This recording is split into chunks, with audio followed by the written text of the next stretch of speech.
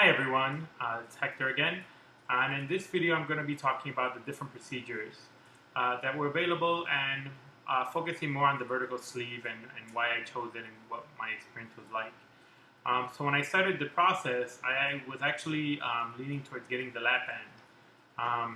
The lap band seemed like a reasonable alternative. If you're watching this, hopefully you've already done a little bit of research and you know that with the lap band it can be adjusted. So that's one of the big perks, that if after a while of losing weight you plateau and you want to lose some more weight, you just go get a filling. The reason I opted against the lap band is just the idea of the constant maintenance, having to go in and having them inject you and fill you with the solution, and kind of the idea of just that when I held it in my hand, it was pretty substantial. I didn't want that inside of me. I know some people prefer it, and I know that some people have been very successful with it. So, that's great for them. I just decided that wouldn't work for me. With gastric bypass, it was a lot more invasive, and it looked like it left a big scar. With the sleeve procedure, it seemed like the middle ground, just the right fit for me. With that being said, I will share my the scars that were left with the sleeve procedure. If you can see them, there's just these 2, 3, there's another one over here, 4. They go in laparoscopically, and it's pretty minimum. And if you use a scarring cream, that stuff will start going away. But with the sleeve procedure, you're on a clear liquid diet for the week prior to surgery, and then the 2 weeks after surgery. And then you slowly transition back. So it's a week of clear liquid diet, followed by 2 weeks of clear liquid diet, followed by full liquid diet for 1 week, and then another week of soft pureed foods. So it's rough. It is very rough. For anybody that thinks it's easy, it is not.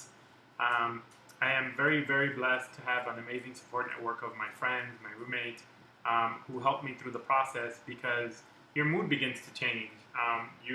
It is a time where you're losing weight, but you also have to come up with very, very creative ways. They give you this fancy booklet, which kind of guides you. It's a binder that tells you what you're supposed to eat, what you can eat, some recipes. But basically, you're just having protein shakes. You're having everything sugar-free, Jello, popsicles, making your own, and trying to find creative ways to get protein into your body. The actual day of surgery, it comes pretty quickly, and it's over in the blink of an eye, really. I've never been in the hospital. I've never been under any kind of heavy medications before. I didn't have a whole lot of pain. I had some soreness. I had a very, very hard time keeping things down. So I'll make another video, because Tumblr kind of limits you to 5 minutes. So I'll make another video where I talk just about the hospital experience and give you some tips on, if you decide to go through this procedure, things that you can do to make that a little bit more bearable. But again, the gastric sleeve for me is something where they create a smaller stomach, so you're left with about 10% of the original size of your stomach, and you get full faster. And I cheated a little bit. It's not recommended, but I skipped one of those. I went from full liquids straight into food, just chewed it very thoroughly, and have been completely fine. I haven't had any problems eating anything that I want. If I want a little bit of pizza, I will have a little bit of pizza. If I want pasta, I will have pasta. I will have rice. I'm Puerto Rican, so rice is a staple for me. I also grew up in a Mexican community, so I love tortillas. I haven't had any soda, but I haven't had any kind of problems, and that's one of the things that I've heard with the lap band, that sometimes people regurgitate some of the foods that they're eating, depending on what they're eating. And there's a lot of nutrition issues with the gastric bypass, so I feel like this was just the right procedure for me.